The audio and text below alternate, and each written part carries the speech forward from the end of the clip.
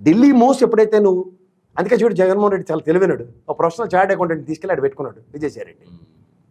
ప్రొఫెషనల్కి ఎలా ఉంటుంది? అవునండి.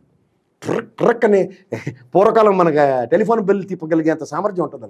ఇంత అస్పష్టమైనటువంటి అంటే ఈ ఒక్క స్టేట్మెంట్స్తో వైఎస్ఆర్సీపీకి కొంచెం కృష్ణా గుంటూరు జిల్లాలో కొంచెం ఏమన్నా బిడ్స్ కొట్టే అవకాశం ఉంది. నిన్నే కదా సార్ రాయించుకుని కొట్టిన తర్వాత జరిగిన పరిణామాలు. ఆ వెల్లంపల్లి నియోజకవర్గంలో మొత్తం ట్రింగ్, గన్నవరంలో వంశీది అని ఏదో ఊగుతున్నారు.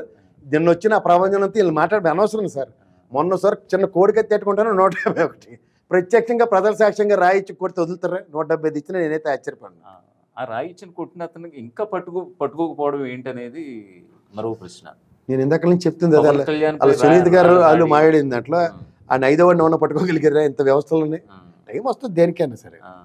సో అది ఇంకా తాచారం జరుగుతూనే ఉంటుందంటారా? టైం వేస్ట్ కార్యక్రమాలు అన్నీ అలా ఆడుకోవడానికి పార్కులు లేక ఇక్కడ వచ్చి రాజకీయాలు ఇలా వాడుకుంటూ జగన్ ఇప్పుడు ఎక్కడికి వెళ్ళినా ఏ ప్రచారం సిద్ధం సభలు చూసినా సరే నేనొక్కడినే అంటూ ఉన్నాడు. నన్ను చూసి ఓటేయండి, నా సంక్షేమ పథకాలు మీకు వల్ల మంచి జరిగితే కనుక, ఆ మంచి జరుగుంటే కనుక ఖచ్చితంగా ఓటేయండి. ఒక్కడిని అనే పదం వాడడం ఆయనకి అంటే కాన్ఫిడెన్స్ ఎలా చూడాలి మనం? ఇప్పుడు మీకు ఒకటి చెప్పనా, ఈ ఎలక్షన్ మీరు జాగ్రత్తగా గమనిస్తే మీ జర్నలిజం అనుభవంలో ఇటు జగన్మోహన్ రెడ్డి వర్సెస్ జగన్మోహన్ రెడ్డి జరుగుతుంది. జగన్మోహన్ రెడ్డి కావాలనుకున్న వాళ్ళకి, జగన్మోహన్ రెడ్డి అక్కర్లేదు అనుకున్న వాళ్ళకి యుద్ధం. మీకు లాజిక్ ఉంది దీంట్లో.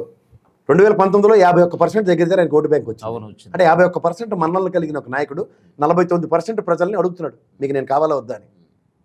అందులో ఎంత టర్న్అవుట్ ఉంటుందో అదే ఎలక్షన్. టర్న్అవుట్ లేదనుకోండి ఆయనకి గట్టి ఉంది కదా. అయితే జగన్మోహన్ రెడ్డి అక్కర్లేని వాళ్ళు వీళ్ళు గాబరా పడుతున్నారు అపోజిషన్ పార్టీలు. మేము ఉన్నామని అక్కనే నాగార్జున లాగా ఎస్ఎస్ మేము ప్రతిదానికి అంకురం సినిమా చూసారు రేవతి ఇవ్వాలంటారు.